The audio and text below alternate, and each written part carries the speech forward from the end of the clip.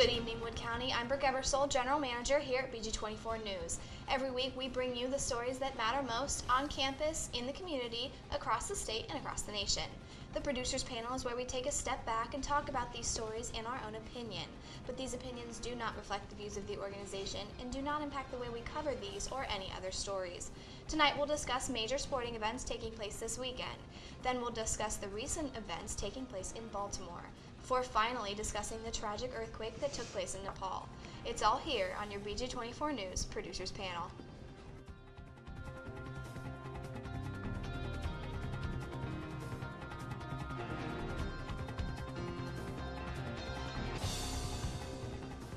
Thank you for joining your BG24 News Producers Panel tonight. I'm going to take a minute to introduce your panel. To my right is Sports Director Katie Warnke, and to Katie's right is Executive Producer Matt Heikant. Thanks for joining me tonight, guys. Absolutely. No problem.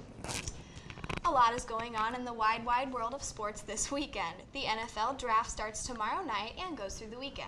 On Saturday night, the long-anticipated fight between Floyd Mayweather and Manny Pacquiao. Then, on to wrap it up on Sunday, is the Kentucky Derby. So you guys were actually talking about the fight before we were fighting about the fight. And so you wanted Floyd Mayweather to lose, correct? Well, I believe he will lose. I believe Pacquiao will lose. win. And the thing is that this fight has been anticipated for so long. For many, many years, they've been trying to get these two to fight each other. And now that it's finally happening, it makes for a huge event. It absolutely does. See, I hope that Mayweather loses. I'm not too sure if he's going to. I hope Mayweather loses. He is undefeated, but Pacquiao is 57-5 and 2. So it's going to be a really, really interesting fight. It's going to be a really fun one to watch. And it's going to be like the numbers, the ratings for it are going to be off the charts. I can about guarantee you that, because like we said, there were a lot of other sporting events going on this weekend. This event will take the cake. By far, I think it will. I mean, a lot of people will obviously watch the draft, the Kentucky Derby. Those are two big things, but the fight will take the cake. There is also the NBA playoffs going on, too. That is, too. Yeah, I know that. That sort of takes a back place almost, because it's early round. Yeah, and that's true. round. But since, the thing with the fight, though, is that it is pay-per-view. It costs $90 to watch it in standard and then $100 to watch it in HD. And then Buffalo Wild Wings is actually not showing the fight on in many of their locations. I think only about 70 throughout the country is showing them.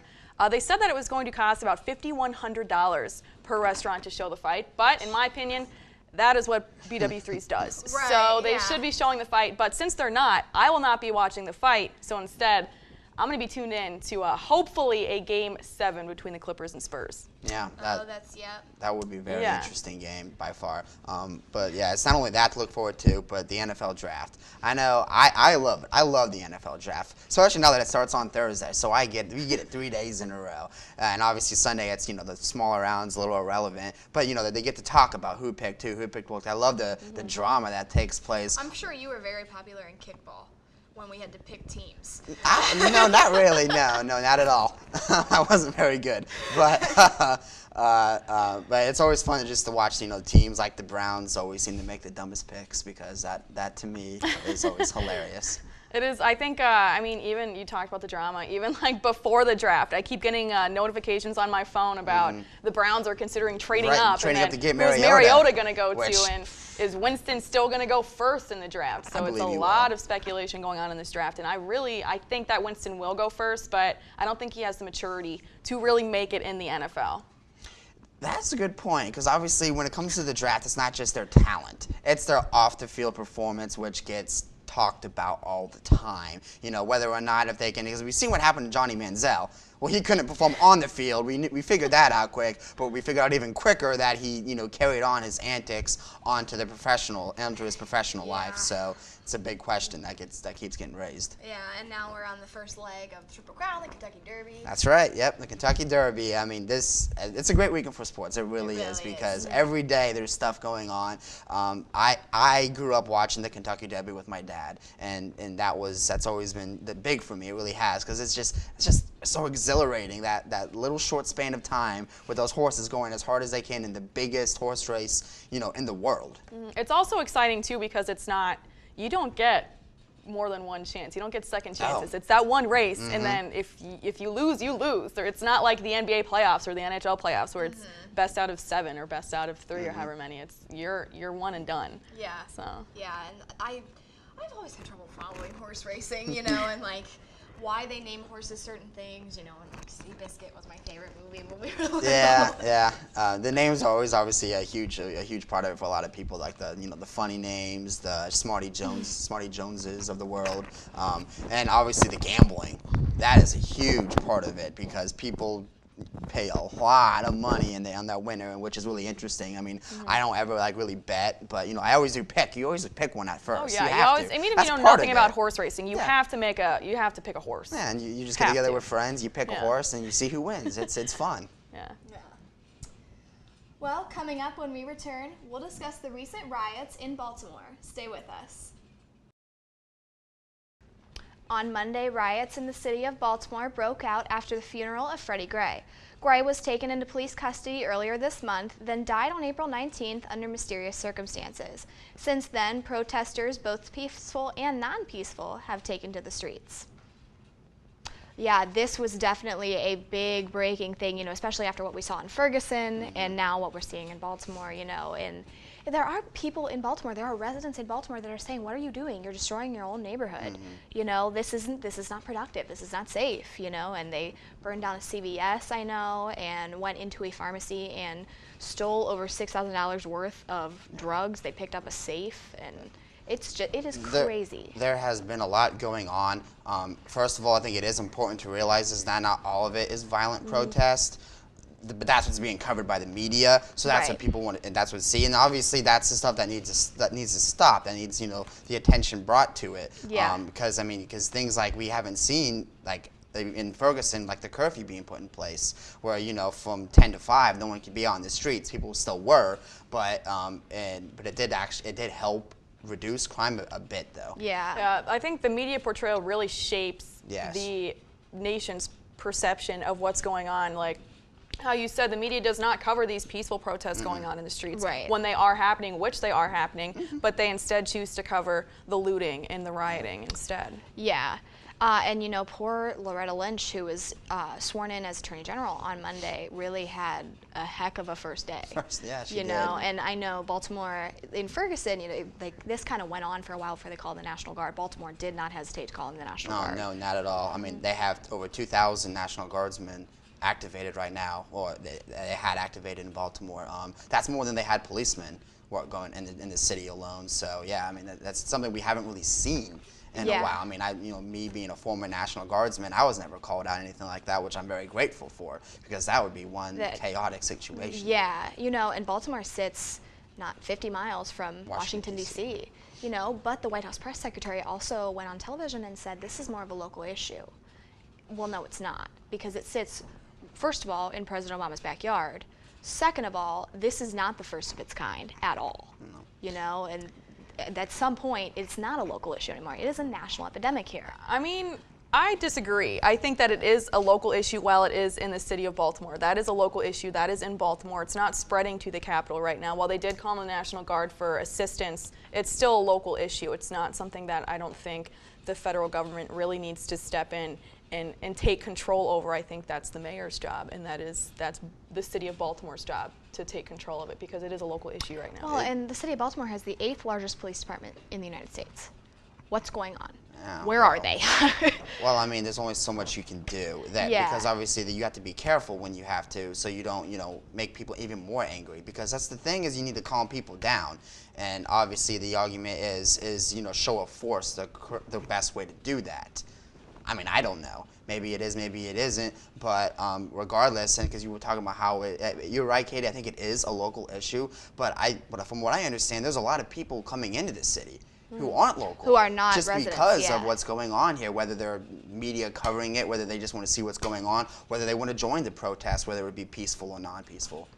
Well, and something that I heard was a couple of high schools around the area had gotten together through social media and said, we're going to start the real-life version of the Purge, and say that there are no rules and we're going to be violent, and they had this whole thing planned out on social media. Yeah, social media, very public for everyone to see. There were also threats of the Purge coming to Louisville, Kentucky, which that last didn't year. That's just so social there's media. just, I think it's starting to get a bit under control, and I mean, And what it really is just that people we need to reach out to the ones who are doing the violent protesting, and and try to, like, we have like people like Ray Lewis, who is publicly saying, what are you guys doing?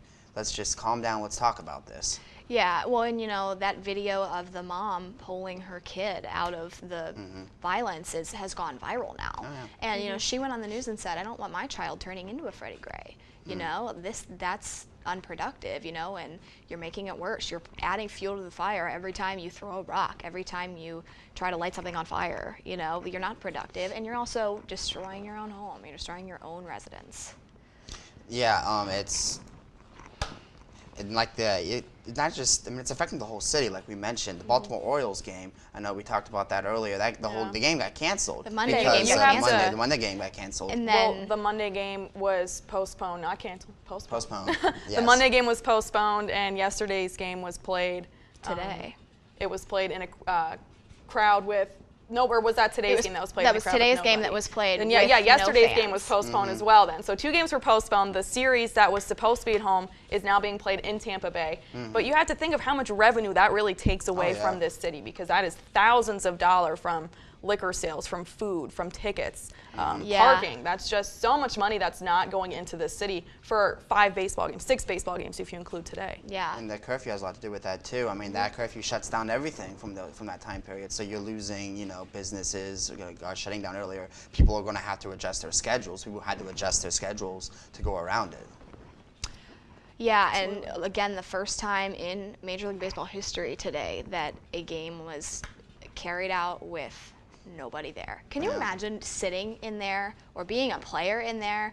That'd be different. It'd echo. It would be. I actually saw some video of it on SportsCenter today, and someone, I don't follow the Orioles or the White Sox, but one of the players had a home run, and it was just silent throughout the entire stadium, and it was almost eerie. Yeah. Because nobody was there in that stadium, except the PA announcer was there.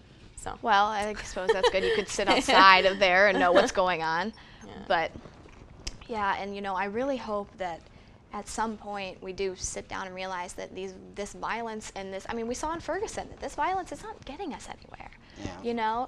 And whether who wronged who or what was wrong, at this point is not even the issue. We haven't even gotten to the root of that, because police are dealing with what's in front of them. And it is an issue.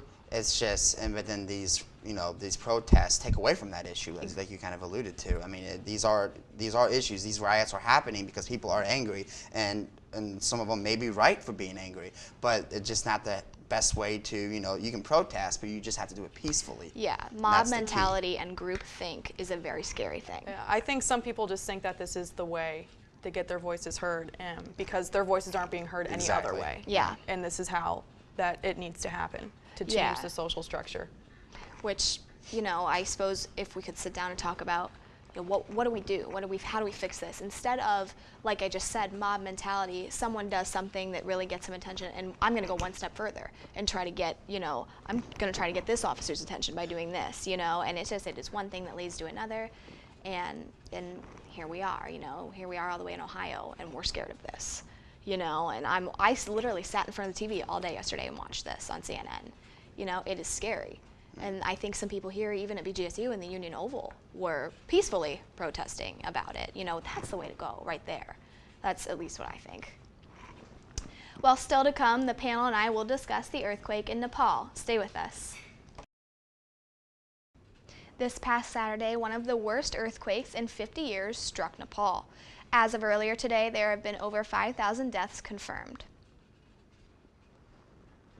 Well, and yet, like I just said, over 5,000 deaths confirmed, and really, at least the people that live there now, this is probably the worst thing they've ever seen. Yeah, I mean, it has been one of the worst earthquakes in years.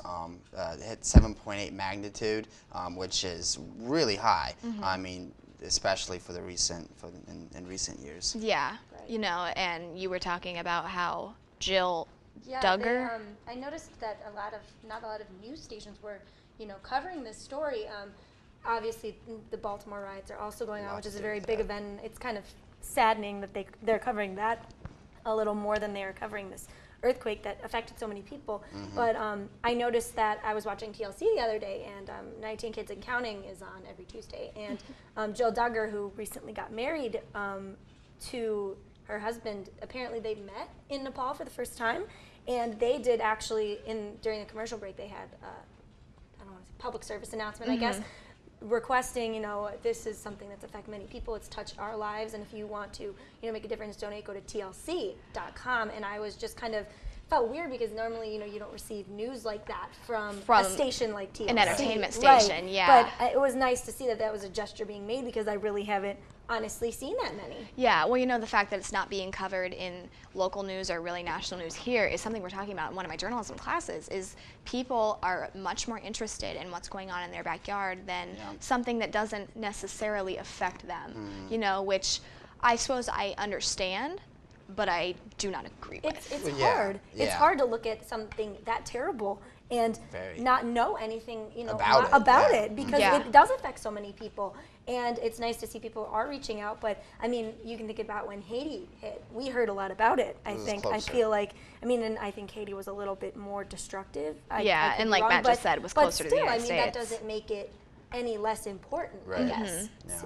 Yeah, because like when I was, you know, going on campus, just talking with people around, you know, everyone's heard about the Baltimore. Everyone has an opinion about that. Right. You mentioned this, and they're like, "Whoa, wait, what happened?" Yeah, wait, what? Yeah. So I mean, it's affected obviously because we talked about how it, you know, hasn't affected, you know, us here, but it has affected so many people in a large scale area over by Nepal. It really has, because I mean, such a large area and many different nationalities. Right, and it's not is being affected by. It's not a very economically exactly stable country, and to have this sort of tragedy happen to them, they do need help, and I think that we should be taking a little bit more of an effort to help. Well, and Facebook took up this campaign, actually. If you go on your home timeline, it'll say, you know, mine says, Brooke, let's help Nepal. You know, click here and we can donate, you know, which I think doesn't compensate for the fact that the news hasn't covered it, but helps. It's weird that all of these entertainment stations, social medias are taking more of action than news is,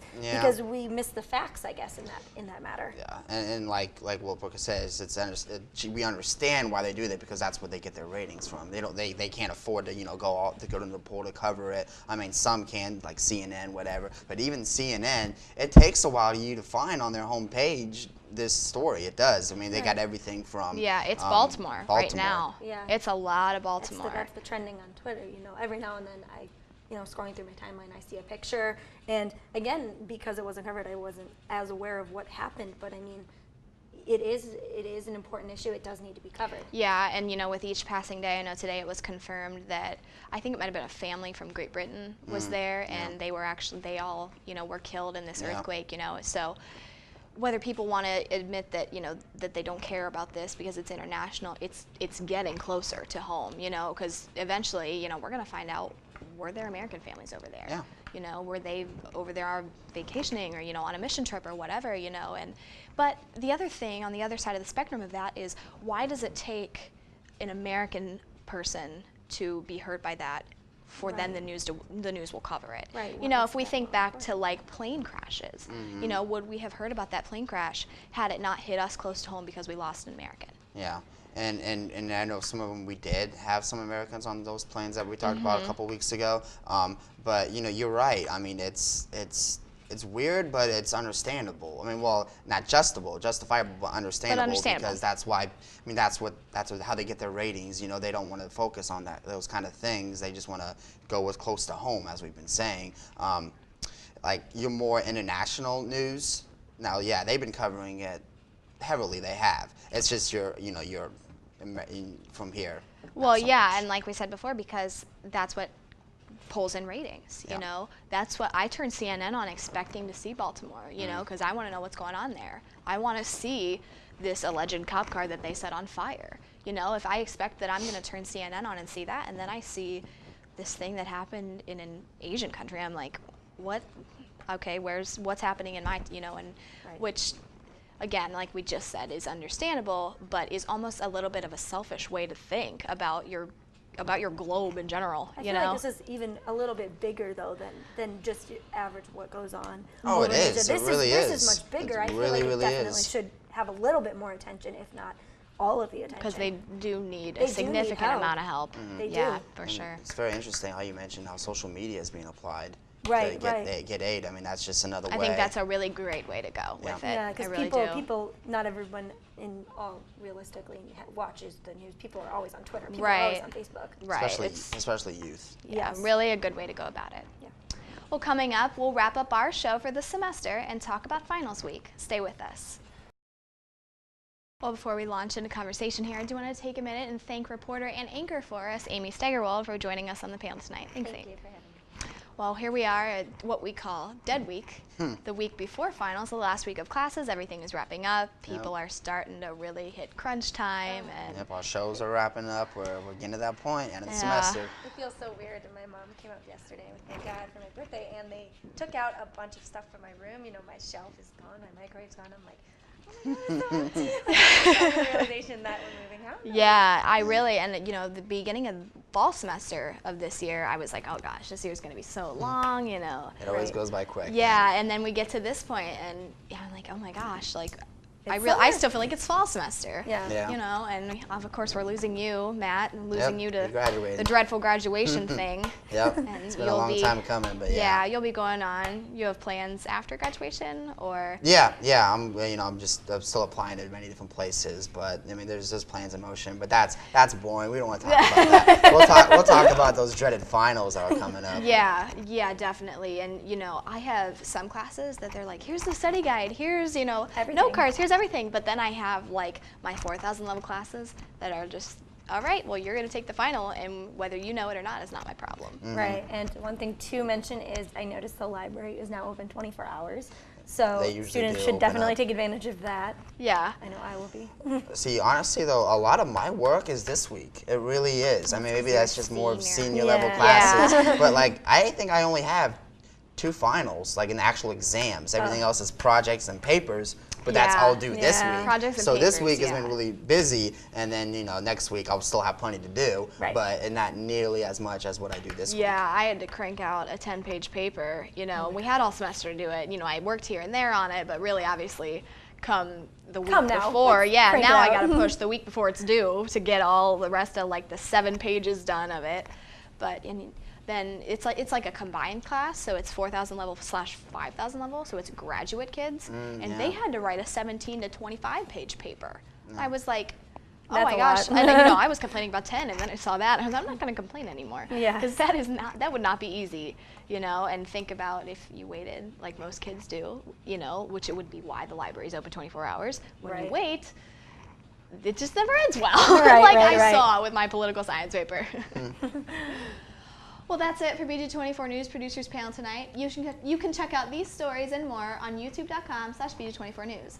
And follow us on Facebook, Twitter, and Instagram. And feel free to tweet at us what you thought about these stories and issues. Make sure you tune in tomorrow at 5:30 for our special edition sports show. Have a good night, everyone.